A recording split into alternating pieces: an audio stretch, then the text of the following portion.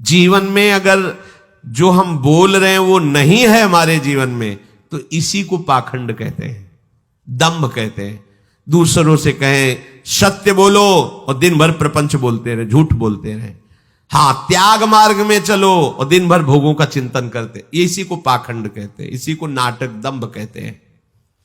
यदि आप इसी जन्म में भगवत प्राप्ति करना चाहते हैं तो गुरु प्रदत्त साधन में महान आदर बुद्धि होनी चाहिए। चलते फिरते खाते पीते हर समय इसी महान साधन में आपकी बुद्धि लगनी चाहिए। मन ही मन बार बार जो मन विचारों के प्रवाह दे रहा है उसमें गुरु प्रदत्त साधन को लगाइए। बार बार मन को राधा राधा, बार बार पद चिंतन, बार बार सेवा भावना का चिंतन।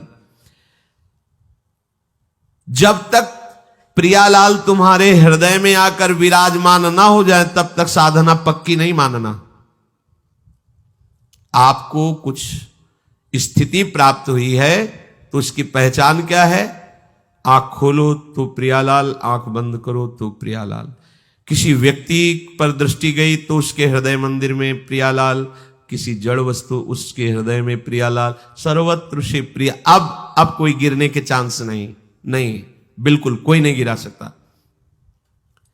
तो अपने उपासना में आधर बुद्धि रहेगी तो उठते बैठते चलते फिरते खाते पीते सोते जागते तभी मानी जाएगी आदर बुद्धि है, जब उपास्य तत्व के ही चिंतन में रहे। किसी के सामने अपनी उपासना का प्रदर्शन न करें।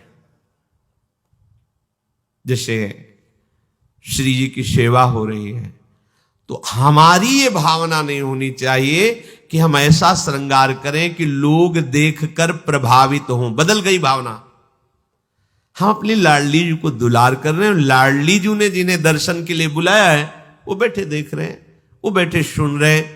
हम नृत्य कर रहे हैं अपनी लाडली जी के लिए, आप दर्शन करने आए। लाडली जी ने आपको बुलाया क्योंकि जिन पर हमारी लाडली जी की कृपा है वही इस वृंदावन में आते हैं। वृंदावन में भी आकर के यहां वही आएंगे जिससे लाडली जी बुलाएंगी, क्योंकि बिना लाडली जी के बुलाए आप यहां बैठ नहीं सकते, क्योंकि ये राधा केली कुंज है। ये राधा केली कुंज है। राधा केली कुंज में उसी का प्रवेश होगा जिसको श्री किशोरी जी ने पास किया। आ जाओ दर्शन करो। हमारा भाव केवल आराध्य देव पर होना चाहिए। जैसे अपने लोग नृत्य करते हैं, ये अगर भाव है कि चार लोग देख करके कहें कि वाह कैसा नृत्य है, और हमारे अंदर ये भाव है कि वो वाह बोले, तो वो उपासना नहीं होगी, वो वासना होगी। और अगर हमारे हृदय में कि मेरी महारानी जो लाडली जो विराजमान है और उनको सुखी करने के लिए हम, बहुत बड़ा साधन है भगवत प्राप्ति का। ये जो नृत्य है ये बहुत बड़ा साधन है।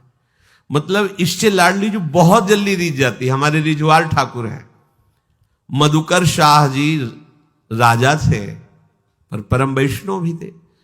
तो दिन भर तो अन्य सेवाओं में भगवत सेवा और राज सेवा, पर रात्रि में वो एकांत में जाकर के शयन के समय, जब श्री ठाकुर जी महाराज का शयन होता उस समय अपने चरणों में नूपुर बांध करके और भक्तजन ताल मृदंगादि के द्वारा संगीत, और वो नाचते थे। नृत्य में वो इतने बेसुध हो जाते थे कि मैं नाच रहा हूं इसकी स्मृति गई, प्रभु को रिझाने के लिए। नियम था, रोज नियम से। और आपको बताएं, जो आप उपासना करो उसे नियम से करो। नियम से सत्संग सुनो, नियम से जप का एक नियम लो, नियम से सेवा जो लो, बहुत काल तक, दीर्घ काल निरंतर सत्कार सेवितो दृढ़ भूमि। जब दीर्घ काल तक किसी कार्य को आप सत्कार पूर्वक निरंतर करेंगे तो आप सिद्ध हो जाएंगे। कोई लोग कहते हैं हमें 20 वर्ष हो गए नाम जप किए, कोई अनुभव नहीं हो रहा। 20 वर्ष कितनी मजाक की बात कर दी। आप कुछ वर्ष नियम से नाम जप करके देखिए, जैसे साधना में साधक चलते हैं, आनंद ही आनंद होगा। अब चलनी में गैया दुहे और दोष दही को दे, बेविचार, गंदे भोजन, गंदे लोगों का संग, गंदे आचरण, और आपको हमें 50 वर्ष हो गए तो 50 जन्म हो जाएंगे भाई। असाधन करते हुए कभी अनुभव थोड़ी होता परमानंद का। एक दिन वो मधुकर शाह जी किसी सेवा कार्य से विलंब हो गया है, ठाकुर जी का शयन हो गया। बहुत उनको हृदय में दुख हुआ कि आज तो ठाकुर जी के आगे नृत्य नहीं कर पाए। ये कुछ लोग टिप्पणी करते हैं बाहर के लिए कि यह नाचना कूदना क्या है, बैठ के ध्यान करो। अगर सबई स्वाद तुम्हें पता चल जाता तो महापुरुष ना हो जाते। आपको क्या पता है, जब आनंद की उमगन होती है और अपने प्यारे के सामने नृत्य किया जाता है तो प्यारे कुछ न्यौछावर देते हैं।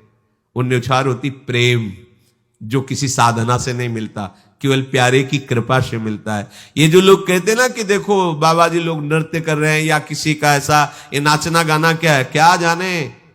वही फिर बात निर्गुण निराकार हो बोले तो मूर्ति की उपासना। अभी एक अंग को जानते हो, सर्वांग नहीं जानते। जब सर्वांग जानोगे, सनकादि से बड़ा कोई ज्ञानी है, इनसे बड़ा कोई त्यागी, लंगोटी भी नहीं लगाते। हर समय हरिशरणम हरिशरणम। देखो भागवत में आया है कि कोई मृदंग बजा रहा है, कोई तो सनकादि नृत्य कर रहे हैं। सुखदेव जी भाव वर्णन, भाव भीनी भंगियां प्रकट करते हुए नृत्य कर रहे। आप क्या जानो, ये नृत्य प्रियालाल को प्रसन्न कर। एक बार शाम के 4 बजे पूज्य गुरुदेव भगवान लाडली कुंज में जब रहते थे तो सेवा में, पद गायन की सेवा में जाते, तो देखा कि पर्दा बंद, दरवाजा बंद, एकदम शांत। जरा सा पर्दा खुला था तो देखा श्री जी के सामने महाराज जी ऐसे भाव, कोई स्वर नहीं, कोई ताल नहीं, बस ऐसे 1 घंटा चुपचाप खड़े रहे। देखा बस वही चल रहा है। अब कितना डूबे हैं कि सामने लाडली लाल हैं, प्रियालाल के लिए नृत्य, चाहे सभा में नृत्य हो, चाहे एकांत में नृत्य हो, प्रियालाल के लिए।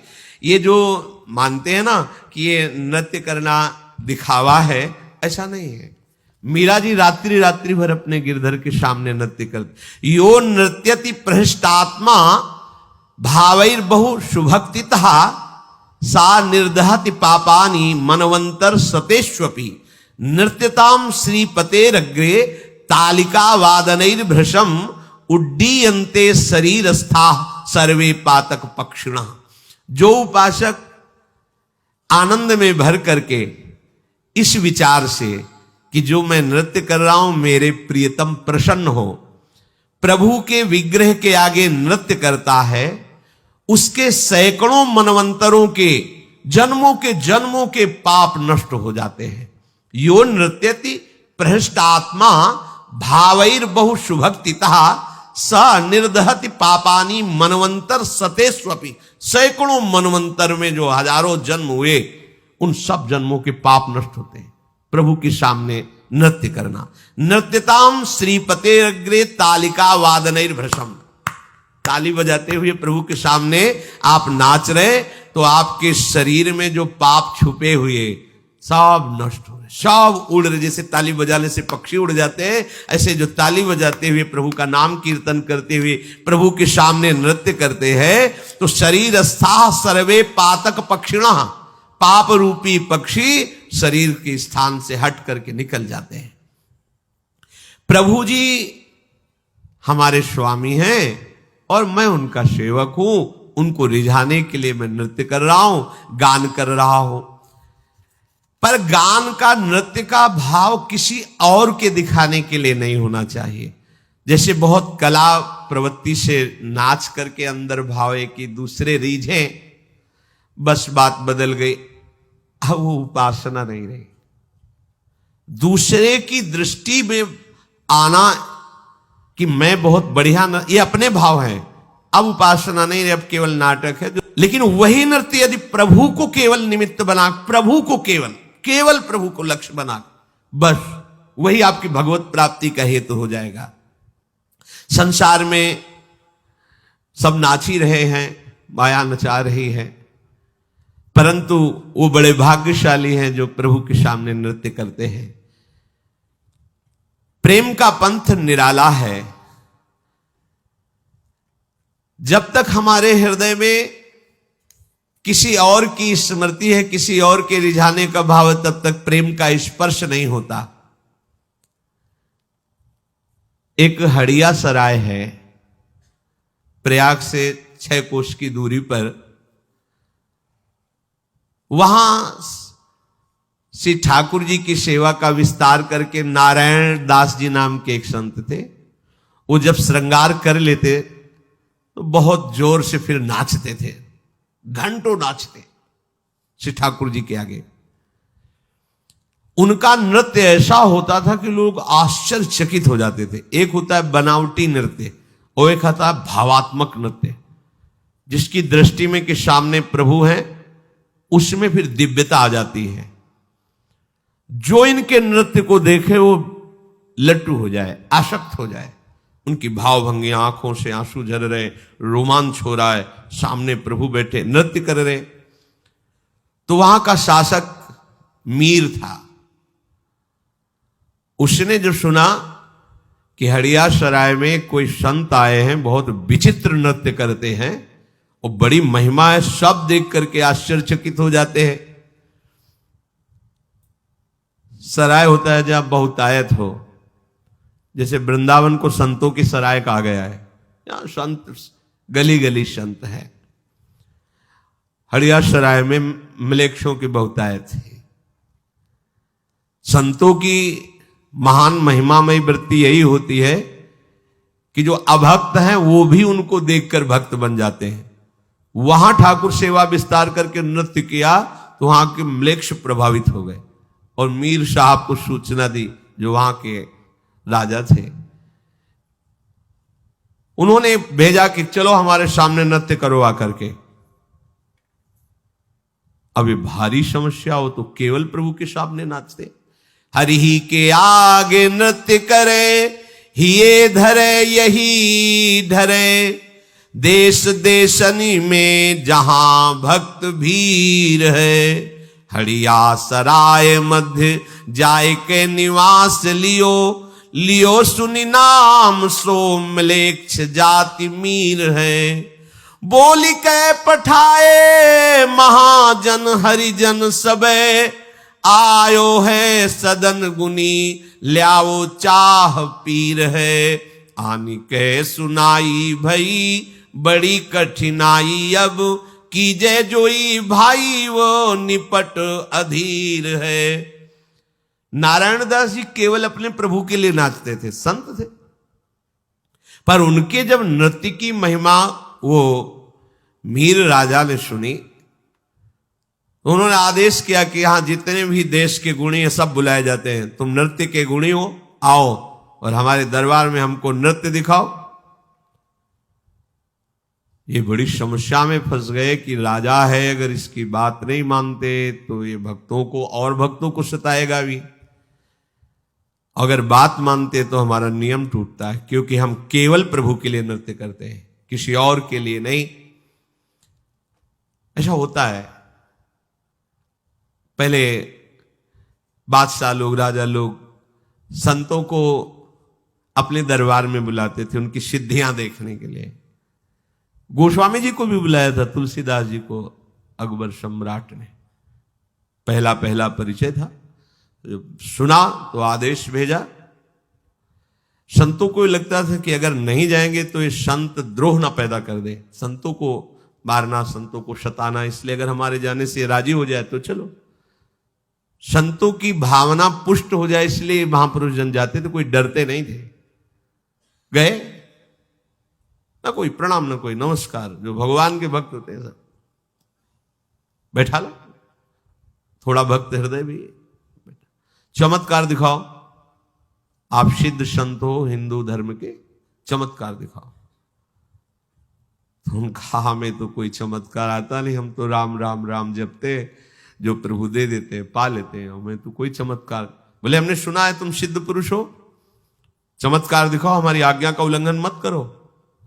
तो उनका वास्तविक मुझे कोई चमत्कार नहीं आता है। और वास्तविक जो भक्त है उनके, उनका हमारी आज्ञा का उल्लंघन का मतलब समझते हो? हमें आता ही नहीं तो हम क्या आपको दिखाएं, हम तो बस राम राम राम इतने जानते हैं। बोले नहीं, मैं जाओ उनको जेल में बंद करो। खाना पीना बंद कर दो इनका, बंद कर, जेल में बंद। गोस्वामी जी ने हनुमान जी से कहा कि हमें जेल वेल से तो कोई परेशानी है नहीं, चाहे आप गंगा किनारे रखो चाहे जेल में रखो, तो हमें तो सियाराम ही कहना है, पर आप अपनी इज्जत देख लो। क्या इज्जत? आप सियाराम के दास, हम सियाराम के दास, बादशाह में जेल में बंद करवा दिया आप। वही हनुमान बाण की रचना, हनु हनु हनुमंत हटीले बह रही मार वज्र के की, करोड़ों अरबों बानर प्रकट हो गया। जहां एक बंदर नहीं दिखाया, अरबों बानर विध्वंस मचा दिया दिल्ली में, बादशाह के महल में हजारों जितने सैनिक अंगरक्षक उठा, उनको कोई जरूरत है बंदूक की क्या? अब वो सैनिक लिए खड़े, पीछे से आग चढ़े, मुंह भरा गिरा, एक से एक बलवान बाण, हाहाकार मच गया। मिनट भर में सूचना गई कि उस फकीर को बाहर निकालो, विध्वंस हो जाएगी पूरी दिल्ली।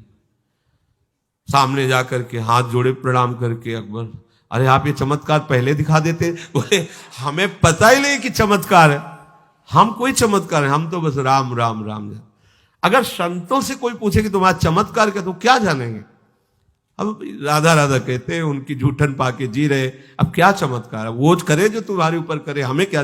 वो कोई कहते हैं हमने स्वप्न में देखा, आप ये, हम क्या जाने, मालिक जाने। हो क्या तुम्हें स्वप्न में समझा रहे हो, क्या जागृत में समझा रहे?